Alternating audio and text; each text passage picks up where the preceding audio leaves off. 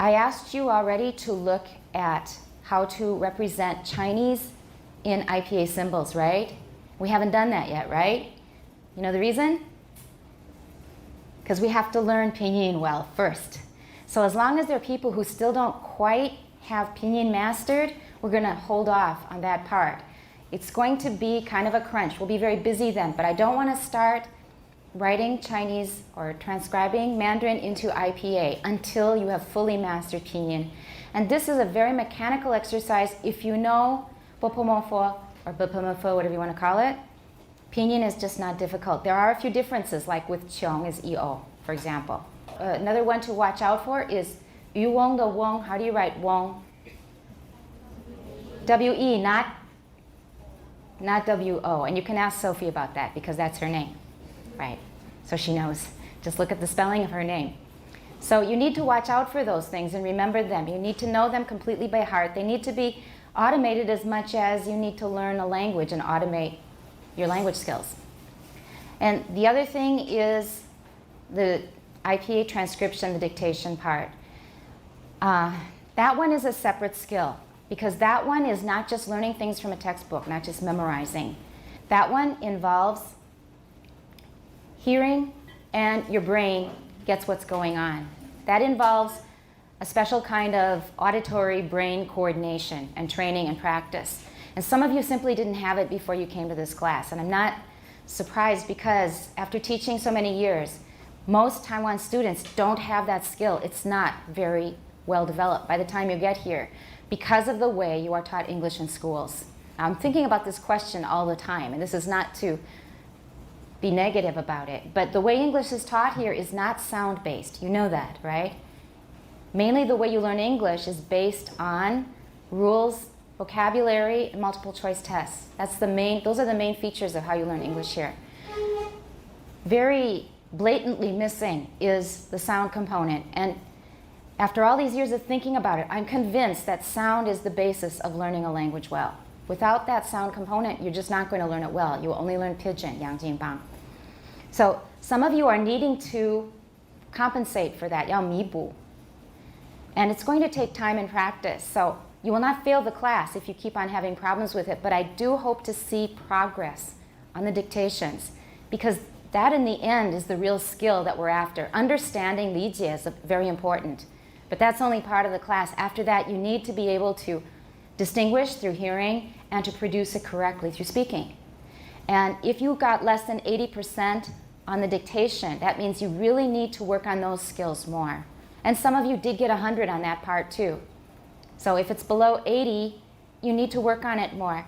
And there are some practice dictations on the website that you're all aware of, right? Do they help or not so much? Are they helpful? Somewhat helpful. I think they're a bit improved from before, because before I had unreleased stops at the end. And listening to the recordings myself, I couldn't hear a lot of the words clearly. So I made mostly release stops at the end. And now I think it's more useful, it's clearer. If you've already done them, do them again. Maybe you've memorized the words, but in any case, use that for practice. This is how an S sounds. This is how an A sounds. This is how a T sounds. This is how a D sounds. Because those are the two main problems in those simple dictations. Vowel quality and voiceless distinction and stops. Those are the two main things. And also alveolar and velar distinctions in nasal. So that's a third thing. Those three things are the biggest problems that I have observed. This is just 题外话, but I thought you might be interested. I think I will be going to Georgia again this July to sing. I love to sing Georgian choral music.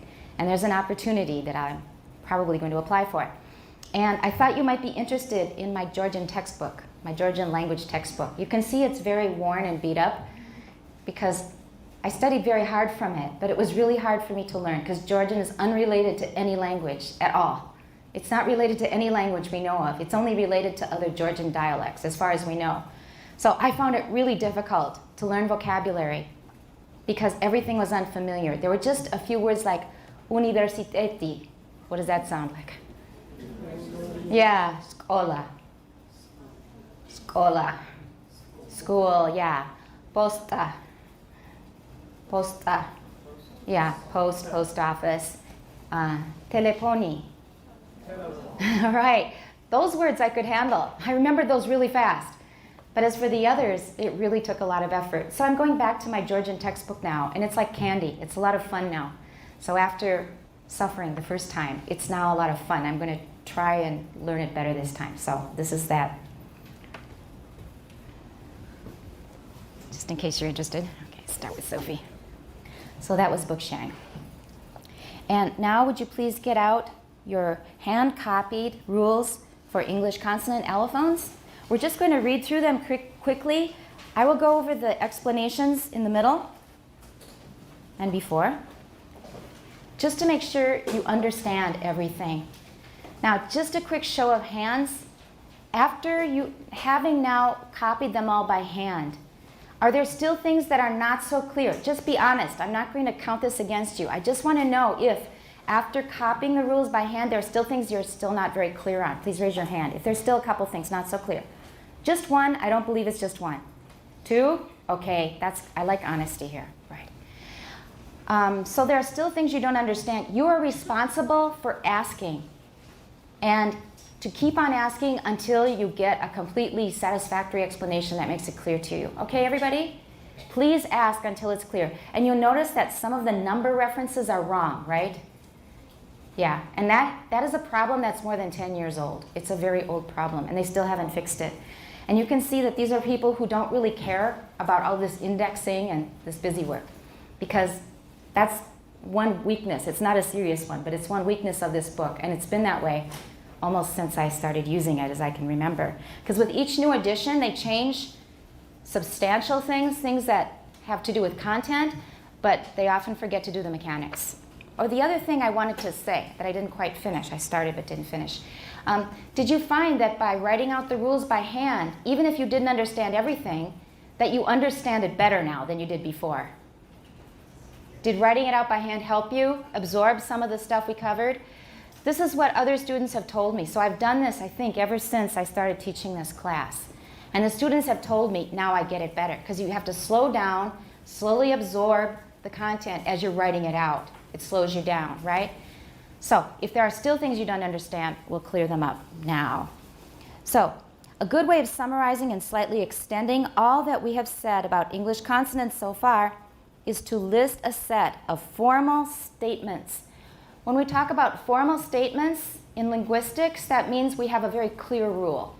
We just write out a clear and explicit rule. Formal statements, that means we make very clear and explicit rules about what happens. The problem is some of these are not watertight. They're not watertight. There's this famous saying that says all grammars leak. That means there are always exceptions. And we have exceptions here. Some of the rules are not watertight. They don't describe the whole situation, okay? So it says that these rules are simply descriptions of language behavior. They are not the kind of rules that prescribe what people ought to do. This goes off on another tangent. What is prescriptive linguistics? We usually say things like prescriptive grammar. For example, prescriptive grammar. What is that?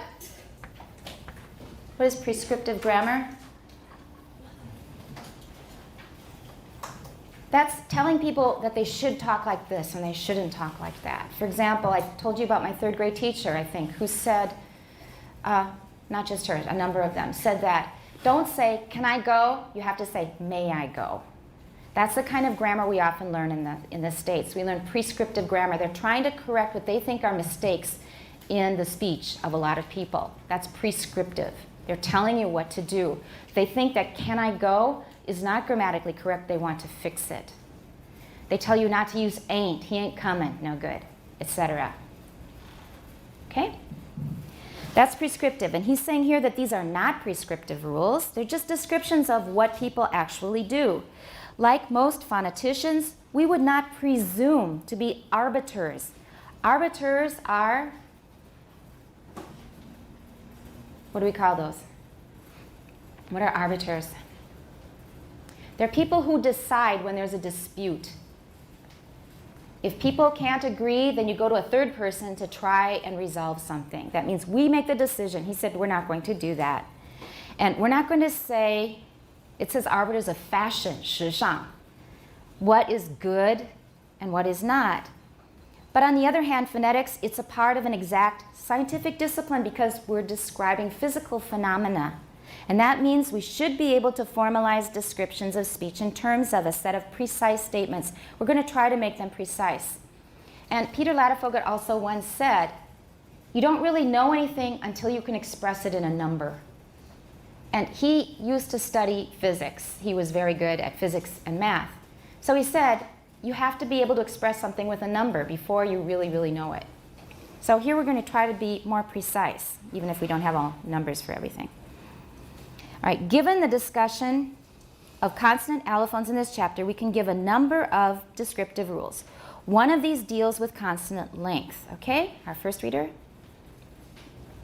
Number 1, consonants are longer when at the end of a phrase. All right, that's our first rule.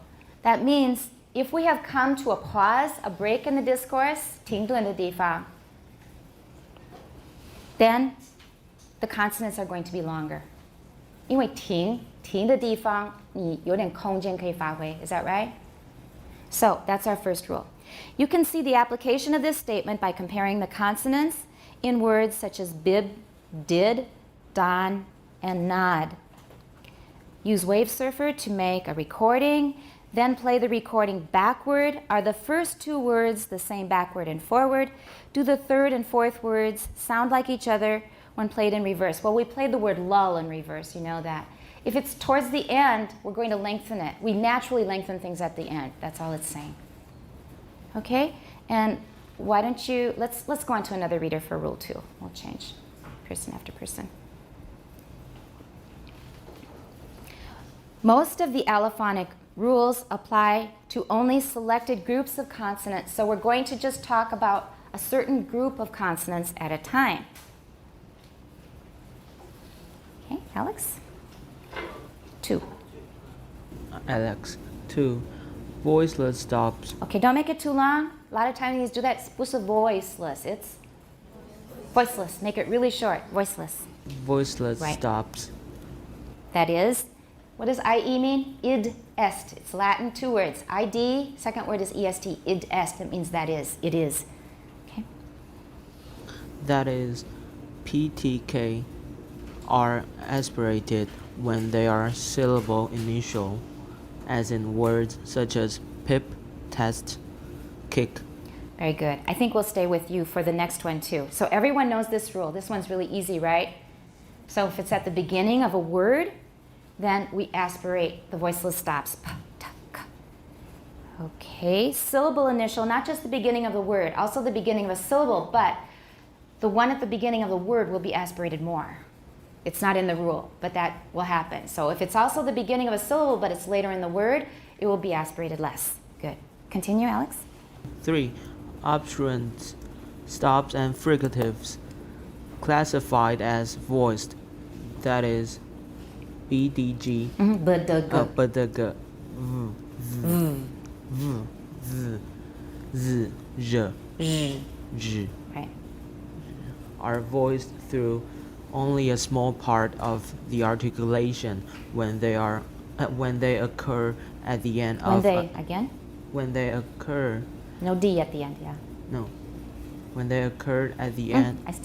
It's probably a 错觉. Link it and then I won't hear a D. When they occur at. When they occur at Yeah. the end of an utterance or before a voiceless sound. Listen to the V when you say try to improve, and the D when you say add to. Okay, so if it's at the end of an utterance, it'll only be voiced halfway through. And if it comes right before a voiceless sound, it also will only be partly voiced. Voiced in the first half, the second half probably not voiced. So listen carefully. Improve. Everybody? Improve. You hear that at the end? No voicing there. And the second one is add to. Add. We're already turning off the voicing to get ready for T. So add to. Everyone? Add to. Yeah, the add, it's going to be cut off rather than making it fully voiced, as it would be if there were a vowel next. For example, added, added. There's no turning off of the voicing then. Good. Okay, I think we can switch now. Sherry, Okay. so-called voice stops and Give a number, please. Number 4. Yeah.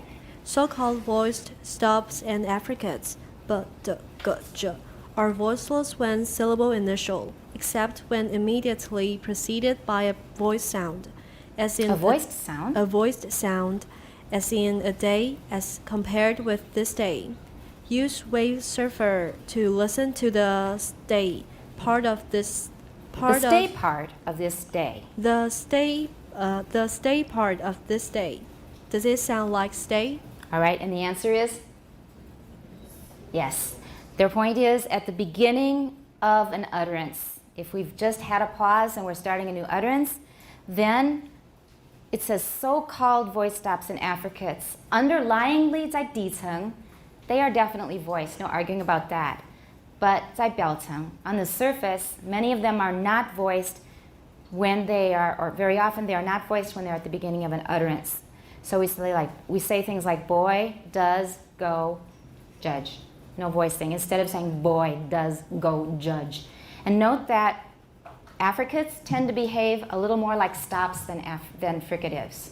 Affricates, they tend to behave more like stops. They are both. They have the characteristics of both, but they're a little bit more like stops. Good. Continue again, Sherry. Number 5. Voiceless stops are unaspirated after in words such as speak.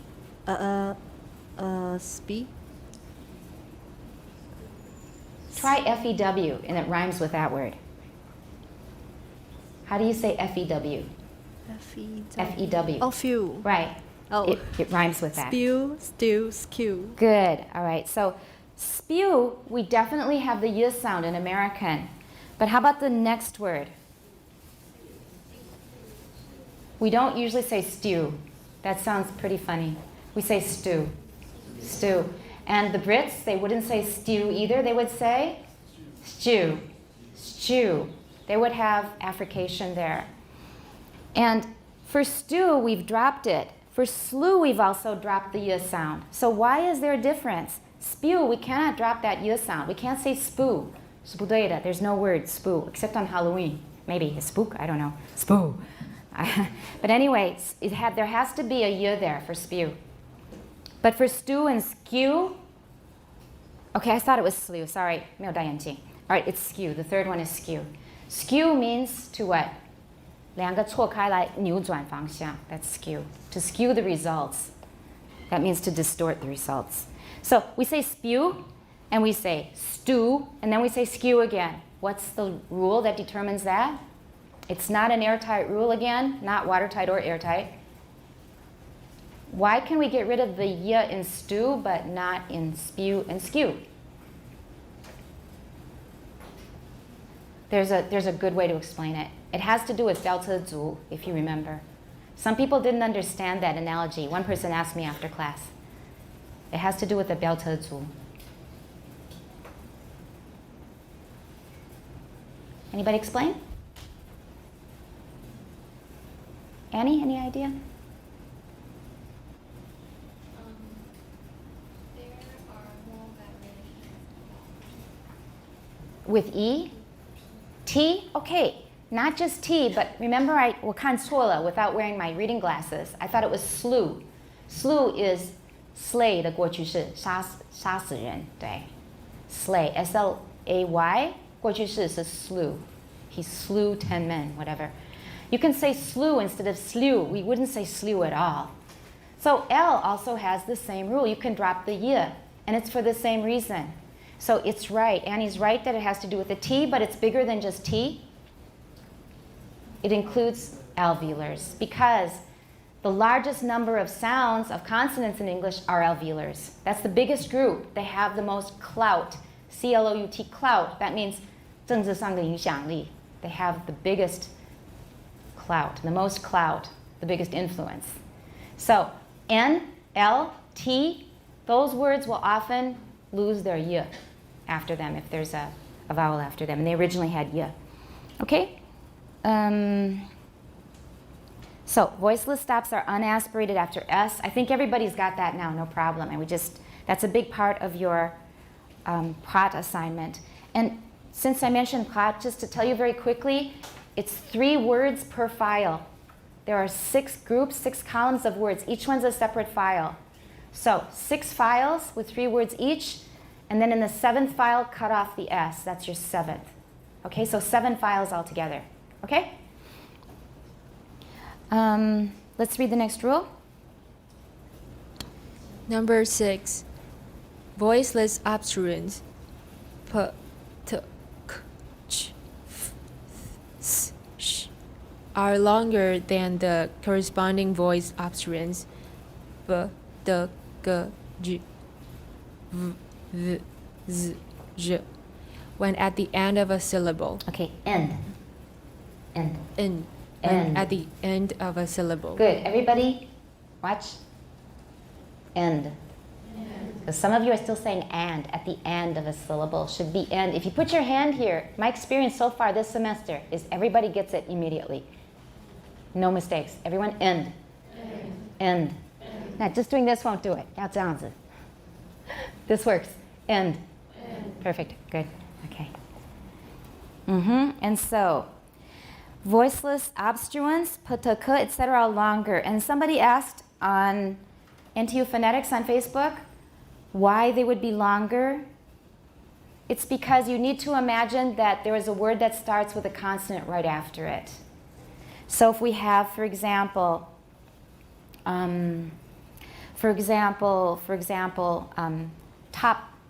dog, top dog. Top 后面停顿那个时间很长. But if it's, then for example, rob Peter, 后面停顿的时间并没有那么长. And there's voicing in part of it. So top dog, but rob Peter 比较短. Okay?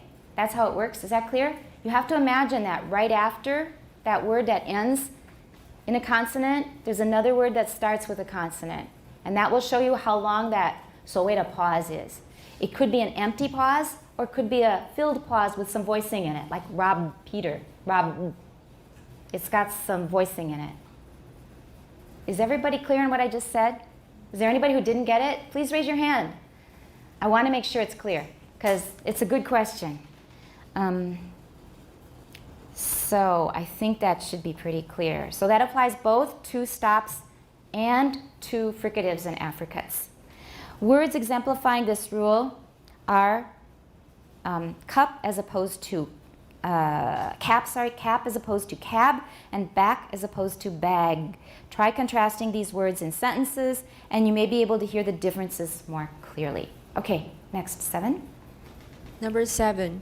The approximants. The approximants w, y, are at least partially voiceless when they occur after an initial p, t, k, as in play, twin, cue. Play, twin. Play, Okay. twin, cue. Good. And we use that little empty circle underneath the approximant to show that it's voiceless. And do you remember what we said, I think, in last class? When do we usually use that circle? Because there are all kinds of voiceless sounds. We don't write B with a little circle under it for the P sound, right? Or the sound, we could use it, no, not in spot. We wouldn't use it there either. We don't normally use that unless what? Yes, unless we expect it to be voiced. Usually when it was originally voiced and we expect it to be voiced, but it's not, then we can use this symbol to show that it is devoiced. This is due to the overlapping of the gesture required for aspiration with the voicing gesture required for the approximant. So we have aspiration from the first voiceless stop. That aspiration is sort of extinguishing the voicing. 把它吹熄了一样. And note that the formal statement says at least partially voiceless, but the transcription marks the approximants as being completely voiceless. So they may be partly voiced. So that just tells you 至少是部分是无声的. Okay? Conflicts between statements and transcriptions of this kind will be further discussed below, or discussed further below. Let's go on. Next. Wendy. Number 9. Number 8. Right. The gestures for consecutive stops overlapped so that stops are unexploded when they occur before another stop in Another word- stop. before another another stop. stop in words such as a pat Right. and rub. Rubbed. Rubbed. Yeah. Everybody apt. Instead of saying apt, you could say that. It's pretty awful with a microphone, I know. Apt. You could say that, but we almost never do. It's usually unexploded because there's another consonant after it. So if we have two consonants, two stops in a row, then the first one will generally be unexploded. The second one probably will be too, if it's at the end of an utterance. And rubbed, rather. Everyone, rubbed. We don't say rubbed, rubbed. There's not going to be a schwa there, rubbed. And 9? In many accents in English, Of. English, Right. syllable final ptuk are Syllable final. ptuk are accompanied by an overlapping glottal stop gesture, as in pronunciations of tip, pit, kick, Okay? as tip, pit, kick. So, tip. We've got a little creak in there. Pit, kick. Okay. I'm exaggerating just so you can hear it. So it says here, this is another case where transcription cannot fully describe what is going on. And that is true of transcriptions in general. You can see so far that he keeps 打折扣, saying, well, it says voiceless, but maybe it's only partially voiceless, right? 是不是有点打折扣，对不对? Now, I want you to think, how do most people learn how to pronounce a word they don't know in Taiwan? Not you people here who've had this training, but just somebody who wants to know how to pronounce an English word, what do? Oh, they guess, yeah, that's the first thing they'll do. Which is not bad, because you can't always run to the dictionary, that's true. But if they really want to know, what do they think it means to really, really know the pronunciation? Look it up in the dictionary and use the KK symbols. Now do you understand why KK symbols, I'm not criticizing KK. KK is great, I think we should keep it. But do you understand why that's not enough? Because KK is missing so much information. We're giving you a lot more here, and we're still apologizing. But KK has a lot less information. For example, do they tell you that the tea is tapped in water and little? Do they tell you that? No. So KK is missing lots and lots and lots and lots of information. Things that we don't describe here either, you need to get by hearing. And that goes back to what I was saying. You need to learn a language by hearing. And that's what's missing. Okay. Go on. Yumi, number 10.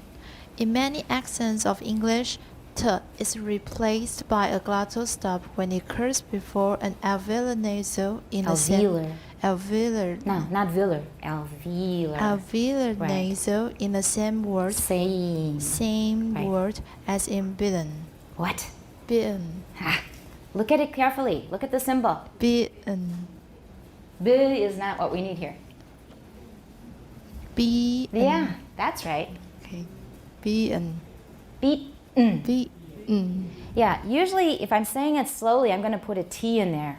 I guess I didn't do that paragraph before. I'll come back to that.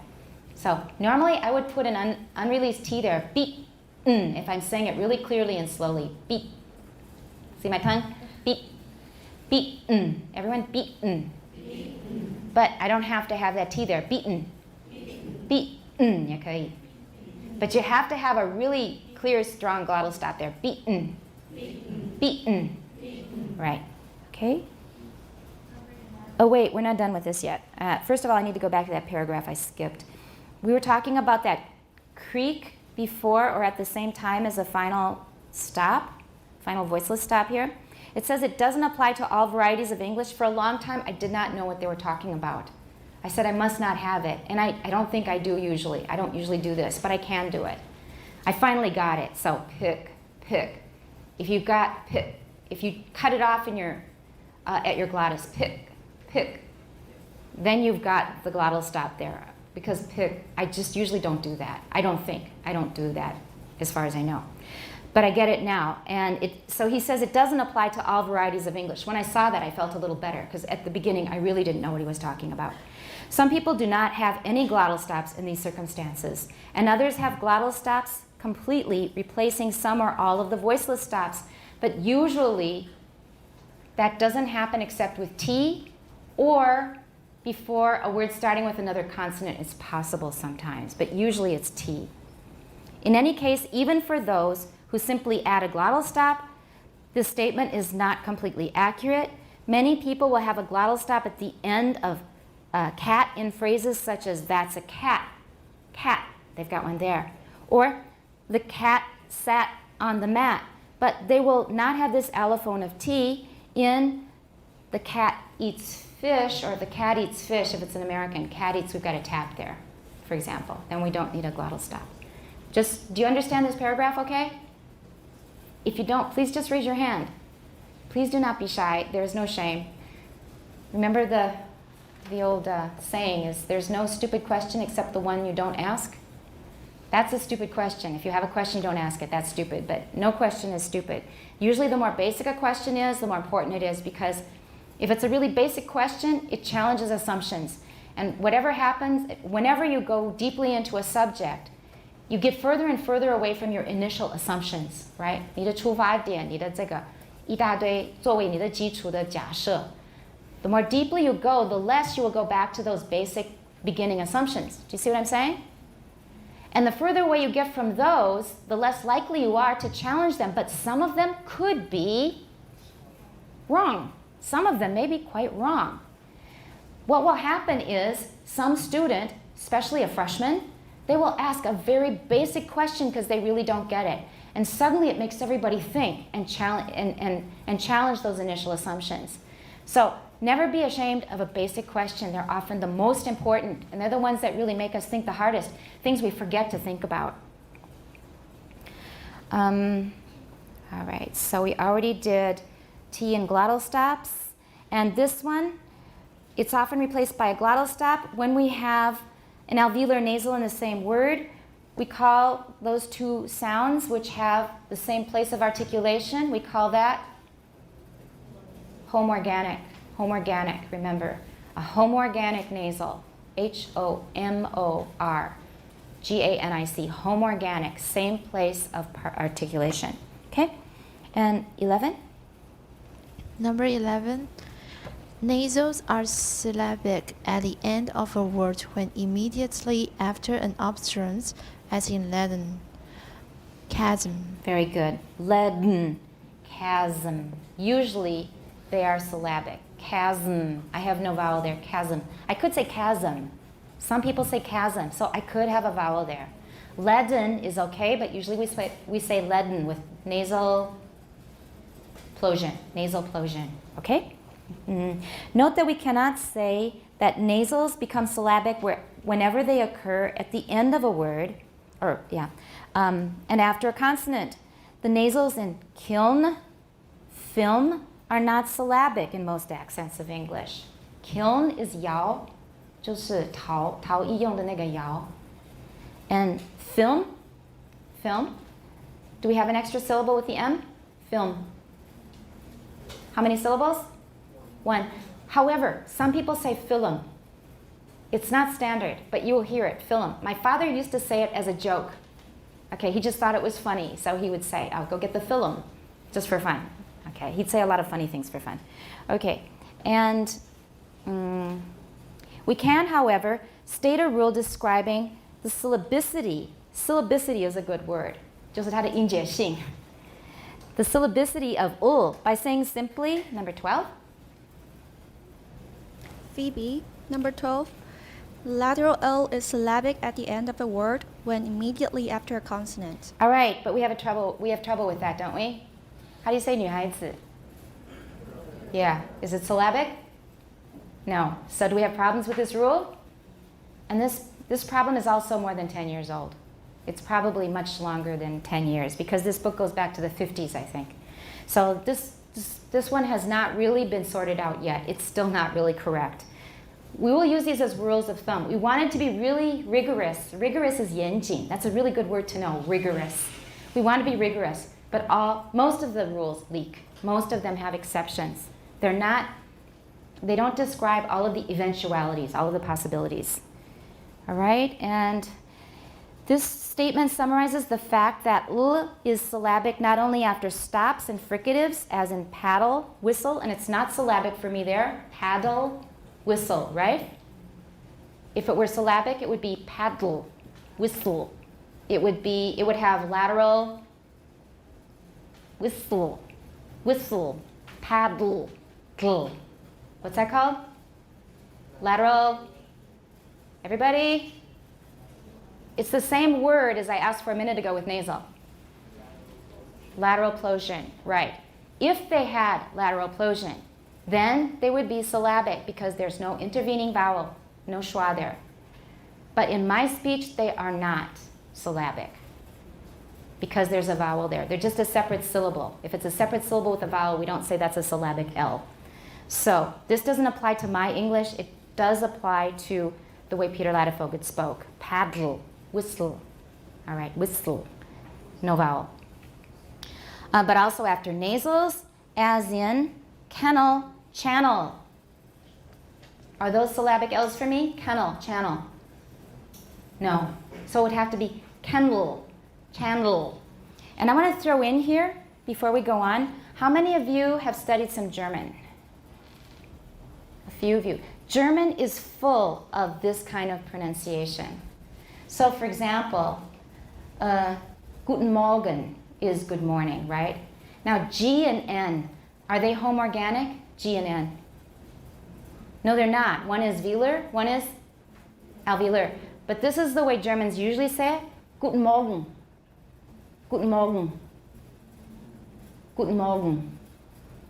Yeah, just about anything ending in a nasal in German with an obstruent before it will turn into a syllabic nasal at the end. It's very, very 普遍 in German. It's interesting because I've had German students before at Taida, and not Huaren, just plain old Germans. And they're usually unaware of these rules. First of all, they will say, oh, we don't do that in German, and then they just think about it. They go, hey, we do it all the time. That's what happens. Just like when we said that final voiced stops in German are devoiced. They're not voiced at all. For example, the word for bath. What's that? Well, in English it's bad, but this is German. Bad. And what does the D sound like? Is it voiced or not? No. So final voiced consonants, final voiced stops in German are not voiced. They look like they're voiced. They were originally voiced, we assume, but they are not voiced. And I had a German student who protested. He said, no, we pronounce those. I said, how do you say this word? He said, but. He said, yeah, okay. He suddenly was confronted with the way he really speaks. So that has happened to me a number of times with different rules with Germans. They're not really aware of their language either. Just like I've told you things about Chinese you didn't know before, like with Huan Yi, etc. So don't feel bad. The Germans do it too. Okay? I'd like to get through these before you run off to your break. Let's kind of push through. So we have words like barrel, kennel, channel, barrel. None of these for me are syllabic. I have a schwa in all of them. Snarl, in theory, should be syllabic. Snarl, snarl. But how many syllables does it sound like to your ears? Snarl. Snarl. Does anybody hear two? Okay. To me, as the speaker of this particular variety, it sounds like two. Snarl, snarl. I hear schwa. So that's true with a lot of words, but not all. With different vowels, it'll be different. Girl, girl. That's pretty much clearly only one syllable for me. All right.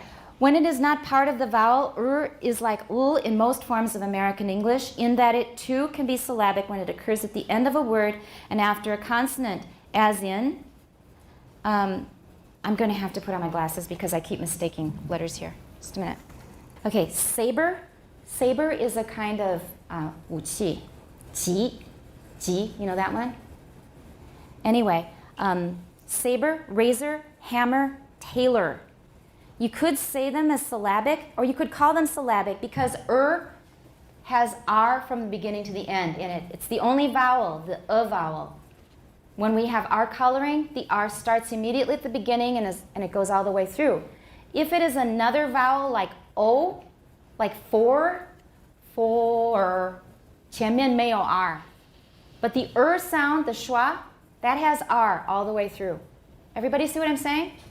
So in these cases, you can say that it's a syllabic R if you want to, because the vowel and the R are inseparable, 完全是分不开的。你要说是 可是其实都是同时进行的。So we could call that also a syllabic R. If we introduce a new term, liquid, and we've already had that, it's called what in Chinese?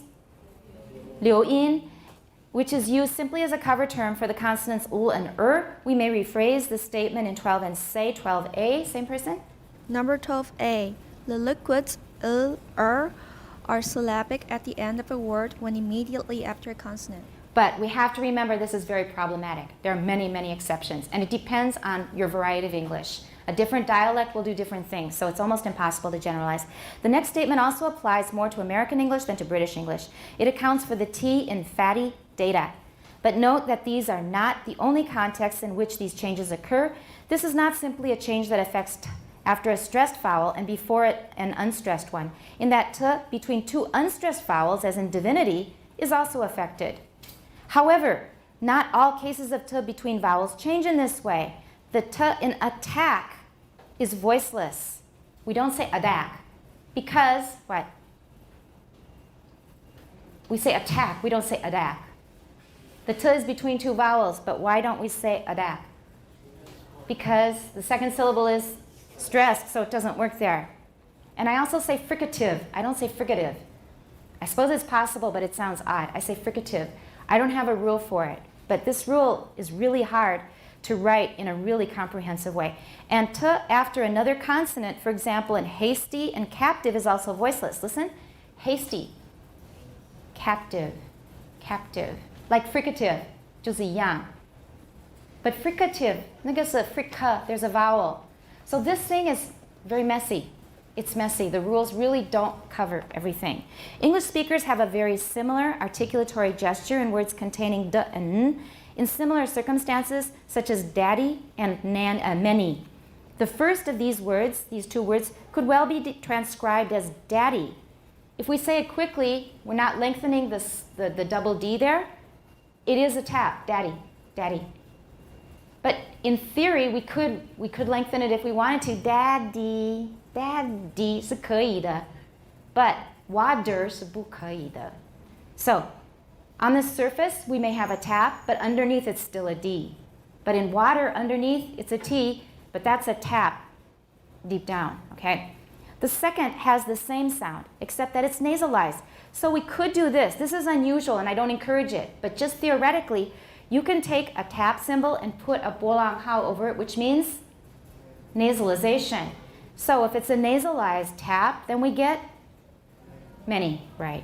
We could do that in a narrow transcription to show that the N is really, really a short tap. It's a very short touching of the tip of the tongue to the alveolar ridge. Nasalization is shown by the diacritic tilde over a symbol. The following statement accounts for all these facts. 13, next reader. Kathy. Okay. 13. Alveolar stops become voice taps when they occur between two vowels, the second of which is unstressed. All right, we've already talked about that. Many speakers of American English require a similar rule to describe a sequence of an alveolar nasal followed by a stop. In words such as painter and splinter, the T is lost and a nasal tap occurs. Now, it didn't sound like that the way I just said it. I said it carefully. Painter, splinter. But I could say painter, splinter. I would say that if I were talking really casually, but when I'm reading from a book, I will say painter and splinter. The T is lost and a nasal tap occurs. This has resulted in winter and winter and panting and panning being pronounced in the same way. So winter, last winter. I usually say that, last winter. Instead of last winter, that sounds too formal. Last winter, the winter is.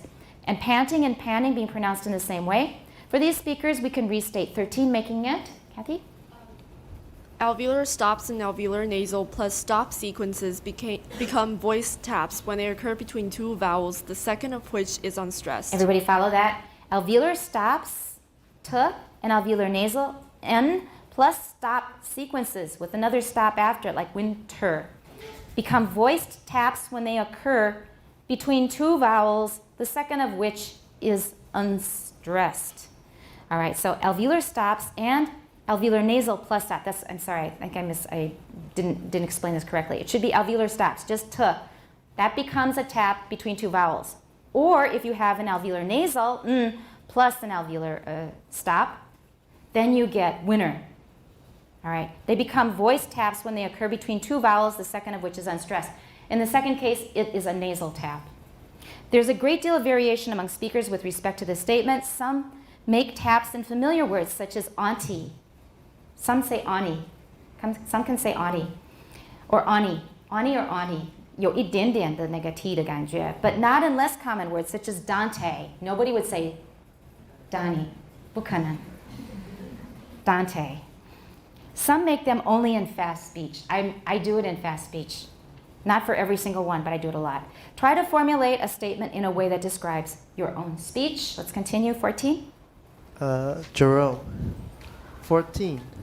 Alveolar consonants become dentals before dental consonants, as in 8th, 10th, 12th. Note that this statement applies to all alveolar consonants, not just stops, and often applies across word boundaries. Word boundaries. Word boundaries, as in at this.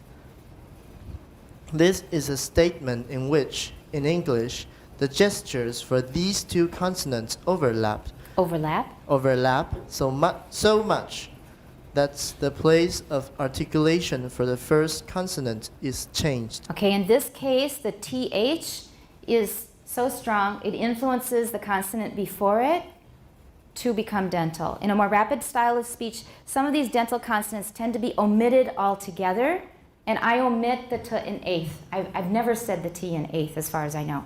Say these words first slowly and then more rapidly and see what you do yourself. It is difficult to make precise statements about when consonants get deleted because this depends so much on the style of speech being used.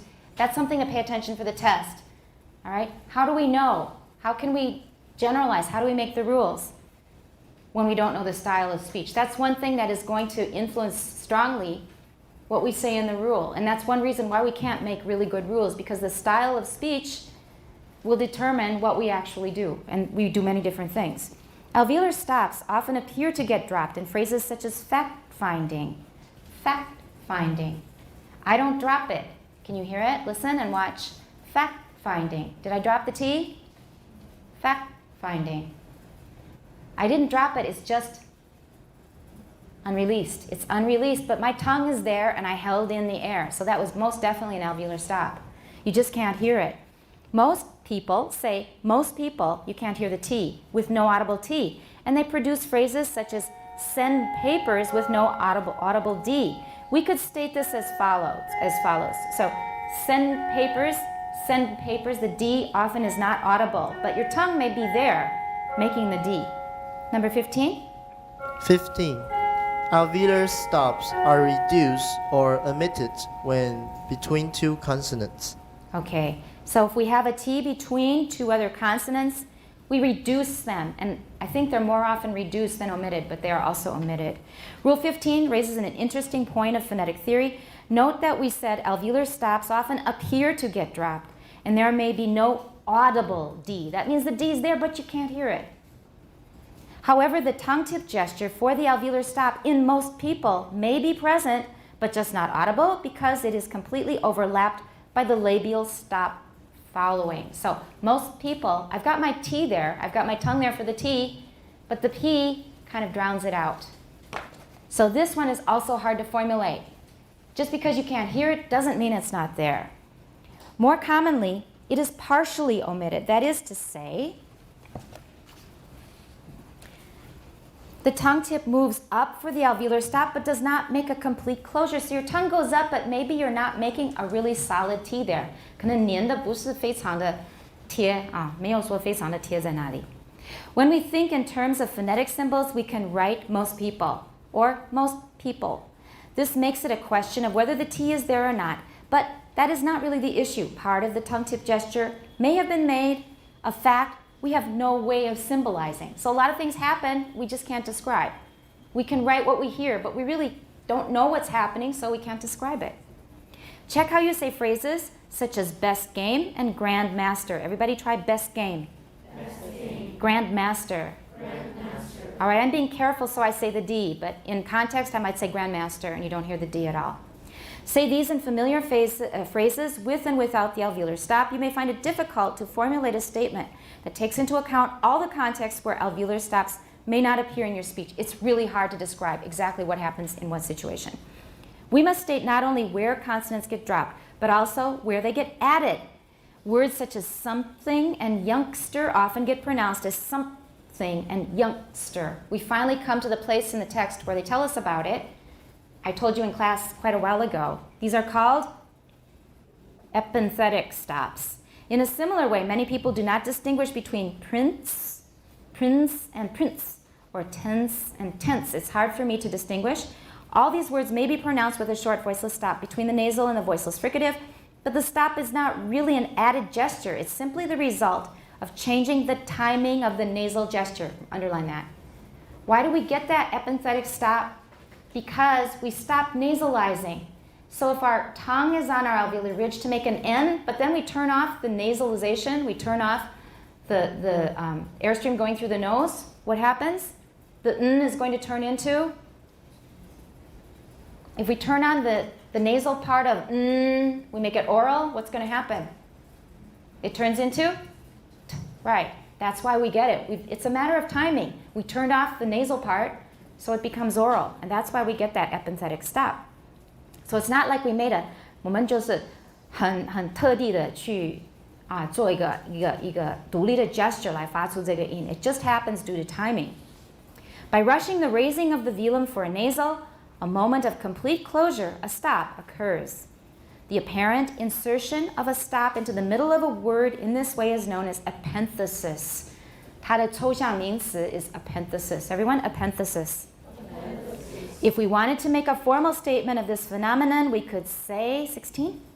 Claire, a homorganic voiceless stop may occur after a nasal before a voiceless fricative, followed by an unstressed vowel in the same word. All right, that's the rule. We have a nasal, and then we have it is followed by a voiceless. Everybody, we have a nasal followed by a voiceless fricative. Right, and what do we get that we didn't expect? We get an epenthetic stop, and we can add one more adjective in there. We get a homorganic voiceless stop. Homorganic with the preceding sound or the following sound. Homorganic with the nasal or homorganic with the voiceless fricative that follows. Homorganic with the previous sound, the nasal. Right, so prince. T is homorganic with the N sound, right? The N sound. Speakers who have an epenthetic stop in the noun concert. Can you hear it? Concert. Is there a T in there? Concert. Concert. 有没有? Concert. I can say concert, but it'll usually be concert. Can you hear a T in there? 有个 的音. Do not usually have one in verbal derivatives such as concerted, or in words such as concerned, because the second syllable is stressed. That's going to take away the epenthesis. Nothing need be said about the vowel before the nasal. Epenthesis may, like the T to tap change in statement 13, occur between unstressed vowels. 两边都是没有中音的母音的话，就比较容易发生. It is possible to hear an inserted T in both agency, grievances, agency. 就是它夹在两个没有中音的音节当中. Statement 16 raises a theoretical point similar to that discussed in connection with 15, where we were concerned with whether a segment had been deleted. Remember winter, did we delete it or not? Now we are concerned with whether a segment has been added. 这个是刚好相反，不是减掉了一个音，不是去掉了一个音，是加了一个音. In each case, it is better to treat these as misleading questions. We're asking the wrong question. And to think about the gestures involved rather than worry about the symbols that might or might not represent the separate segments. So 不要太计较这些符号. Just think about, it says, think about the gestures involved. 你用的是什么样的动作来产生这个音？ Think about the gestures, don't worry so much about the symbols. It may be convenient to transcribe something as something, and we often hear the P. I have something for you. There's a P there. But transcription is only a tool and should not be thought of as necessarily portraying the units used in the production of speech. 这个是偶发的. So if you don't put the P in there, 也还好. Just make sure you understand the gestures. The next statement accounts for the shortening effects that occur when two identical consonants come next to one another, as in big game and top post. Somebody asked about this in freshman English today. It is usually not accurate to say that one of these consonants is dropped. 你不要说其中一个去掉了. There are two consonantal gestures, but they overlap considerably. Even in casual speech, most people would distinguish between stray tissue and straight issue. Well, especially because of the tap. Straight tissue, straight tissue, straight issue. For me, there's a pause or a tap.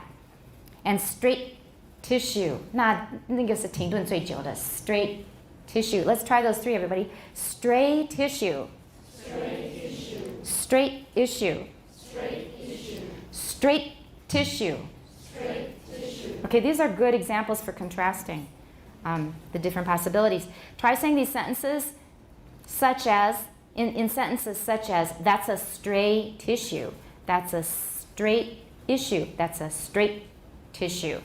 But there clearly is a shortening effect that we can state as follows. A consonant is shortened when it is before an identical consonant. So, straight tissue 不等于两个 t， 它比两个 t 稍微短一点，可能是一个半的长度。That's what they're saying. 所以一个半后面那个半有点打折扣，不是两个整个完整的 t， 是一个又半个。So they're saying 其中一个好像被剪短一些。That's what they're saying here. We can describe the overlapping gestures that result in more advanced articulations of k in cap, kept, kit, key, and of g in gap, get, give, geese. You should be able to feel the fronted position of your tongue contact in the latter words of these series. We can say, so everybody, let's just say them. Go through the series. Go. Cap. Let's try that again. Go. The second one is kept. Everybody, kept. Not capped. Kept. Okay, do that series again. Cap. Very good. The G series? It's not geese. 错. First of all, the S, is it an S or a Z? It's an S. And second, since it's an S, do we have E, a really long E? No. Geese. Geese. Right. This morning, some students were saying close for close. And then they got rid of the Z, and then they said it's very close. Is that right? No. 还是短. Everyone close. Close. Close. All right. Number 18, please. Velar stops become more front before more front vowels. All right, we know that. So for velar stops, we have like g, gap, get, give, geese. They are more front when we have more front vowels. So it's better to look at something like cap, kept. All of these are more front, okay, because they're all front vowels. But if we have like ga or ka, that's going to be more back. All right? And then finally, we need to note the difference in the quality of ul in life and in file, the dark L, or clap. My clap is a bit dark. And talc 是那个什么粉? What's talc? 最软的那个石头. 滑石, that's exactly it. Couldn't think of it. 滑石粉, that's talc. Or feeling and feel. Feeling, because of the vowel that comes after the L, it's a clear L. Feeling. Or could be dark plus a clear L. Feeling, 可能是两个 L 连续念的. The other one is feel, that's definitely dark. Everyone, feeling. I have both. I have dark plus clear. And then feel. That's just dark. Okay, 19? The lateral L is velarized. Velarized. Good. When after a vowel before a consonant at the end of the word. And that's easy to remember. Just put a tilde in the middle of the L. That means velarized. Note that there are clearly distinct gestures required for in the different circumstances.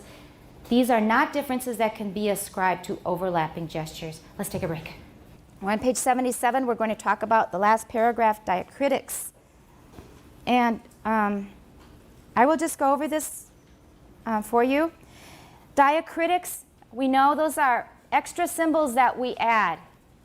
For example, nasalization or voicelessness, or that a sound is dental. Those are diacritics, extra marks that we add. Make sure you can define diacritics. Let's look at the glossary in the back to make sure we can define diacritics. What page is it on? I have it in the glossary in the back of the book. 306, good. Whose turn is it? Whose turn? I want you to read the definition in the glossary. Wait a minute for the camera. Joy. Diacritic. Small added mark that can be used to distinguish different values of a symbol. Of a symbol. Right. For example, the addition of a tilde. A tilde distinguishes a velarized from a non-velarized sound.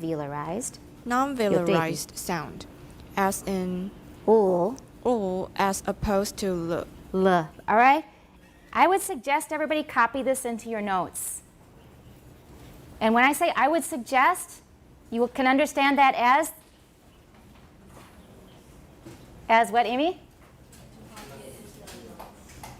Right? And not just that. That's not really what I meant. If I say I would suggest you do something, it's because what?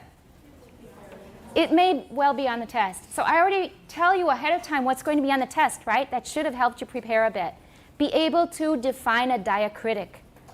Just like you needed to be able to define phonetics and phonology and the differences between the two.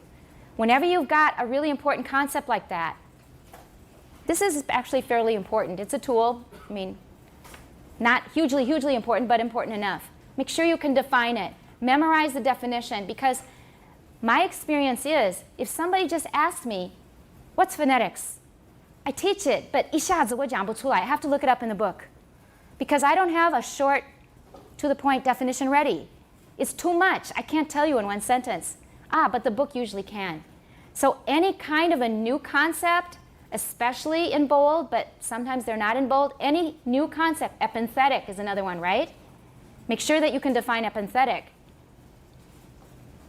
Homorganic, make sure you can define that. All of those, memorize the definitions. That will make life easier not only for you, but for the TAs and me as well. Because otherwise we have to 想半天要扣几分, 要算几分. And, right? Mandy too? And I have to say, 他们两个真的是有这个天分. Both of them can be really good teachers. 因为他们扣的那个分哦, 他们抓的真的非常准, 拿捏的非常的准. Usually, it's exactly what I would have done. So, but does it take extra time when somebody gets a half right answer? If it's a completely wrong answer, is that hard? Completely wrong is not hard. Completely right, is that hard? No. Half right? That's the worst. 半对是最痛苦的. I can just tell when I was looking at there, 写的好像没有信心, 然后又更用力的写, 怎么样? 对, 应该是扣2分对了. 很痛苦, right? It's really tiring. So either just decide you're not going to pass the test and don't study, or otherwise get it all correct. 这个半对半错的真的很累. All right, so diacritics, you can now define that, I hope. It should go in your notes. In this and the previous chapter, we have seen how the transcription of English can be made more detailed by the use of diacritic small marks added to a symbol to narrow its meaning. That means to make it more specific. 让它更细、更明确，意思会更细、更详细，应该这么说, more detailed. The 6 diacritics we have introduced so far are shown in Table 3.2. You should learn the use of these diacritics before you attempt any further detailed transcription exercises. Note that the nasalization diacritic is a small wavy line called a tilde, and it's written above the symbol. And velarization is also written with a tilde through the middle of the symbol. Nasalization is more common among vowels, which will be discussed in the next chapter. But we're going to do chapter 5 next. We're going to save 4 till last because we'll probably rush. We're going to go through 5 in a slightly less rushed way. And Stanley just pointed out something quite interesting in table 3.2, something inconsistent. Can the rest of you find what he found? Look at the whole table. Is there something a little odd? The velarized symbol, it's shown as the tilde in the middle of the L, but on the left they wrote an U, and an U is not strange because that's a velar sound. It's way back, it's high, and it's back. That's in the velar area. But they didn't explain it. They just threw it in there. So I would say that that's something that needs to be fixed. Last class, after class, somebody asked me if there's a way of indicating that a sound is more front or more back, like ka and ki, right? Or if it's more or less rounded. For example, U is very rounded, U is less rounded. Or twin, the T is rounded there, right? Yes, whenever you're wondering if we can indicate something in your transcription, where do you go? We just talked about diacritics, so if we want to indicate some more detail, like ki and ka, one is more front, one is more back. If we want to indicate that kind of detail, where do we go? Here we are, right here. Where do we go? The inside front cover. The inside of the front cover. Can you see it? How about if you all just read to me the different things that we can indicate with diacritics? See, that whole shamu is called diacritics. And if you're using that I Speak online software, that application, they have different categories. Pulmonic 1, pulmonic 2, vowels, diacritics. All right, let's just read them all together. Everybody go. Voiceless, and don't say voiceless. Voiceless. All right, little circle underneath the symbol. Next. And you can see that looks like a 有点那个一个在笑的一个嘴巴, right? That's voiced. We don't usually use that one that much. 这个不是很common. We could, okay, but we really don't use it very often. Next. Very good. More rounded. Right, and it's pointing which way? Is it pointing left? It's pointing right, isn't it? Pointing 是那个鼓出来的地方。哦，你是说缺口在哪里，对不对？ I'm saying the 鼓出来的地方在哪里。So it's pointing right in my conception. Okay, the next one, read. Okay, and next. Advanced means more to the front, 比较前, more front. That's what advanced means. Next. And that's easy to remember. 往前 is plus, 往后 is a minus. Easy to remember.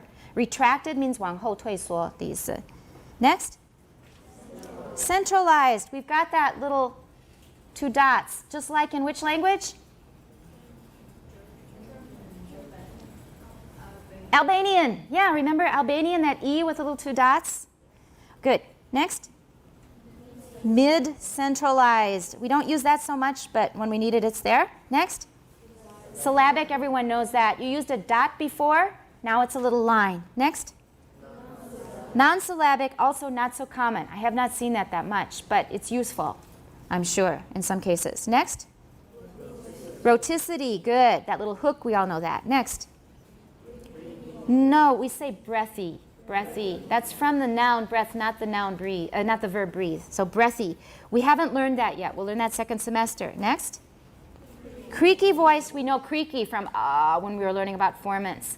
And this again is a tilde written where? Under the symbol. So we've got above, middle, and under. They all have different meanings. Next. Linguolabial. This is a new symbol. This was only instituted less than 10 years ago, I think. So linguo is tongue, labial. Look. Like this. All right. Next. Labialized. Good. That means lip rounding, right? 唇化, some kind of lip rounding, but not necessarily as round as ooh. It may be more like shh. So there are degrees of labialization. Next, palatalize, and that's like tie, die, lie, lie, etc. There's a lot of that in Kejiahua. Next, velarized. Now, they just gave us an oo for that symbol, right? But it's not an oo. You can see here it's a gamma. That's the Greek letter gamma. And this sound is pronounced r. 是长的 r. 短的是一个母音 like 肚子就是不是是那个啊台语的那个啊的那个地方 or 盒子对盒子 if you're doing a Beijing accent. This is a gamma and then this is a vowel. You can find this vowel. Everybody find this vowel so you know where it is. And we talked about it before. It's mid-high, rounded, and unrounded and back. So mid-high, back, unrounded. Everybody find it? Inside of the back cover. Good. So velarized is 舌根化 or 软腭化 is a gamma, r. 那个符号本身就是 r. Voiced velar what? R is a voiced velar fricative. Write that down or make some kind of note of it. It's worth knowing. R. We're going to need that symbol in the future. And I think you find it in some Formosan languages. Let's see, how far did we get? So labialized, palatalized, velarized. Next, pharyngalized. That's found in Arabic, for example, and also I think in some Caucasian languages, 高加索的一些语言，还有阿拉伯语. That's really low, down there. Velarized or pharyngalized, 这两个有时候不分，因为都很后面. And raised, we know from velar raising. If we turn it upside down, it's lowered. 比较低, it's a capital T. Advanced tongue root, we'll learn that next semester. 整个舌根那边是往前挤, that's advanced tongue root. And then retracted, so 往后挤 of the 舌根. Then, next is dental. Next, apical. Apex is 那个巅峰的意思，尖就是最顶端的一个地方，一个尖峰 is apical. And we use apical for the very, very tip of the tongue, 就是舌尖非常舌尖的一个音 the apex. Apical 是舌尖非常的舌尖的音 For example, in Chinese, 滋 c, s are apical. They're usually called dental, 因为中文喜欢用 passive articulator 来描述 They call them 齿音 But in English, we call them apical. That's worth knowing. 滋 c, s are apical. Write it down. It's useful. Next is laminal. Laminal, that means 舌叶音. It's just a little square. Actually, it's a rectangle, I think. Next, nasalized is 鼻化, not 鼻音, it's 鼻化.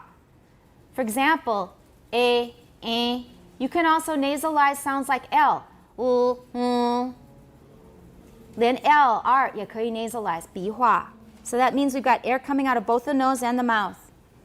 Then we've got a nasal release like no in Russian, okay? Then we have a lateral release, dla. And you'll find that in some Native American languages, I think with T especially. Lateral release. No audible release is unreleased. No audible release is unreleased. We've already talked about that. 不出组的意思. And then we've got a couple of others. We don't need to cover those now. I think that's quite enough for now. And additional things, 你自己再看一下. We're going to learn suprasegmentals in Chapter 5. So we have now finished Chapter 3. And to remind you, the exercises, again, have numbering problems. Be aware of that. Sophie, have you already posted the numbering problems? Okay, maybe you can do that again. You're so good at finding that before I do. But these things happen year after year, and I usually forget to mention it myself. So next time will be the 26th. You hand in your class notes plus the plot assignment. And your written and performance exercises are due also next Monday. Written and performance exercises have both ready. Make sure you've written them all out, not just thought about them in your head. And you will get some help from the website if you need it. And there's a tool that I can tell you about that might be helpful. It's the One Look Dictionary. Do you all know about it? Because in the One Look Dictionary, if you're looking for a word, for example, that ends in en, you can just 打星号, then en. All the words that end in en.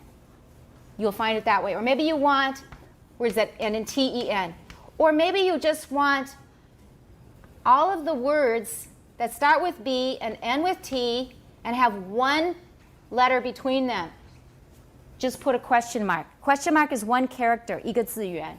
这个是若干无限多的，不管多少。And it also has other search functions. Read the site. They have instructions. They will tell you how to look for example, for consonants and vowels. They have separate symbols. So check those out. They're very useful. One Look is truly useful for phonotactic exercises and other phonetic exercises sometimes. You know, I think that's it, unless we have questions. The rest of the questions we're going to cover on the 26th when we go through the exercises. Anybody have anything you want to ask? We're going to go to chapter 5. Let's go. Actually, the exercises for chapter 4, that's when you'll really need One Look. This one is not so bad, but for chapter 4, you're going to need this. So you might want to start the exercises for chapter 4 early, because that's the one where we want as many examples as you can find. For chapter 3, actually they usually tell you only give so many examples, maybe 3 examples. But for chapter 4, we want as many as you can find. Everybody get that? So 早一点开始做 chapter 4. Maybe not right now because you're very busy, but before too long, start working on the chapter 4 exercises, because those really take a lot of thought and time. All right, we're going to chapter 5. We do have a time to start. So, our next reader? Alice. Okay. Chapter 5, English words and sentences. Words in connected speech. In previous chapters, we considered... In previous chapters, we have Debbie. In previous chapters, we considered lists of words that illustrated the contrast between consonants and the contrast between vowels. This is a good way of starting to look at the gestures that make up the words of English, or indeed of any language, as we will see later. But speech is not really composed of... not. Oh, it's not really composed of a series of distinct gestures. And anyway, we don't usually... And anyway, watch the continuation rise. Okay. And anyway, we don't usually speak using isolated words. Pay attention to that, because in this chapter, we're going to put a lot of emphasis on this idea that we don't usually speak using isolated words. And words in context will have a lot of changes that take place in them, okay? As we saw in chapter 1, when looking at the short movie clip on top of his deck, all the actions run together, making it very hard to see separate gestures. It's useful to look at short, specially constructed phrases so as to be able to see the main aspects of individual vowels Individual. No, it's not V, it's V. Individual. That's better. Individual vowels and consonants. Consonants. Yeah, Alice, 你要加强你的那个 continuation rise. Okay. Consonants, as we did using X-ray clips. X-ray clips in chapter 2 and 3. Chapters 2 and 3. But now we must look at how pronunciations of individual. Individual. Right. Individual words. Individual. That's good. Words compare with what happens in more normal connected speech. All right. That's the theme of this chapter. What happens to sounds in more normal, connected speech. And if you look at a word all by itself, it's called the citation form. Okay, I'm going to summarize now. It's almost time. At least one syllable is fully stressed, and there's no reduction of vowel quality. That's an important idea. So in a word, especially a content word, because if it's a function word, we often pronounce it with a reduced vowel. So in a word, one syllable, at least one syllable will be stressed. And that syllable will have a vowel that is not a schwa. It will not be a schwa. It will have at least one stressed syllable. It will be a clear, full vowel, not a schwa. But in connected speech, many changes may take place. Consider, for example, the spectrogram in figure 5.1. Now, look at that on the next page, bottom of 108. Do you see the spectrogram there? This is too early to try and teach you all about spectrograms. We're going to go into these in detail second semester. But I will just tell you basically what to look at. The vertical black lines, you can see there are vertical black lines, 对不对? Those are the pulses of the vocal folds. So each vertical black line, like with the waveform, is one pulse of the vocal folds. 中间的那个白的，那个是中间的那个 low pressure 的时候，它在恢复的那个时候。Then you see those dark bands， 就是最底部啊，最底下的地方，就是这样子的一条线过去。That's called a voice bar.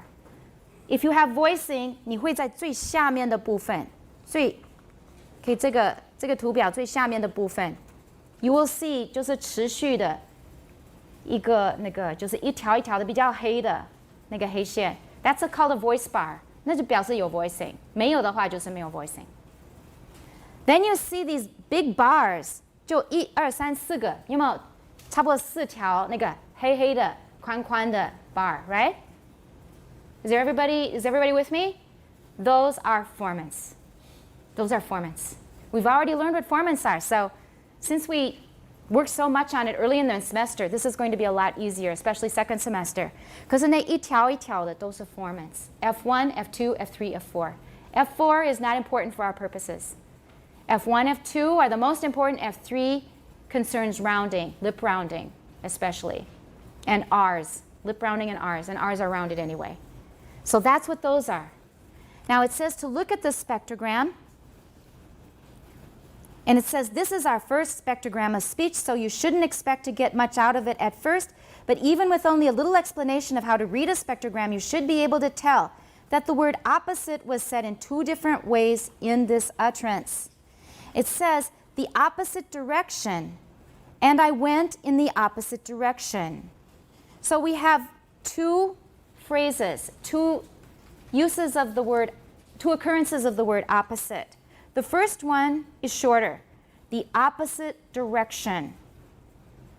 The second one is in a longer phrase, and I went in the opposite direction. Which one do you think is going to be more detailed and more like the citation form? The first one just because there are fewer words, right? And if you look at the spectrogram, just look where it says opposite on the left and opposite on the right. What happened to the one on the right that you can just see visually, just looking at it, knowing very little or nothing at all about spectrograms? What can you say? It's shorter. Good. What else? The darkness of the lines reflects how loud the sound is. So if it's very dark, it's louder. If it's very light, it's softer. So what else can you say? It's softer, it's not as loud, right? The formants are not quite as clear. So those 2 things, those are already quite a bit of information. The speaker was being interviewed, and the topic of life choices came up. He was talking about choosing between a life of crime or a life in a religious discipline, and he said, or I was going to go in the opposite direction. And I went in the opposite direction. Now what happened the second time? Or I was going to go in the opposite direction. And I went in the opposite direction. What did I do? It's de-stressed in the second part because it's old information. It's repeated information.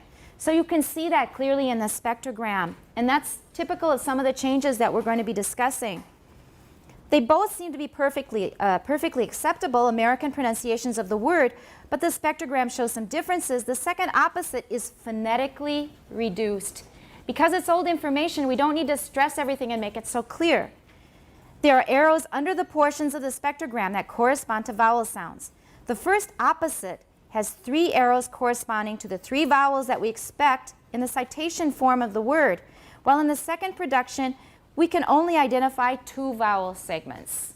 All right, that's a good introduction to the chapter. That's going to give you an idea of the direction that we're going in. Any questions before we wrap up for today? Any questions at all? Remember that NTU Phonetics is always open, even at 3 in the morning sometimes, for your questions and comments and contributions. And let me emphasize again, even those of you who did okay on the test but could do better, I recommend that 20 minutes in the morning, 20 minutes in the afternoon or evening sometime, reading sentence by sentence to make sure that you have all this stuff really solid in your head. So no questions? We'll see you next Monday. Don't forget to bring all your homework.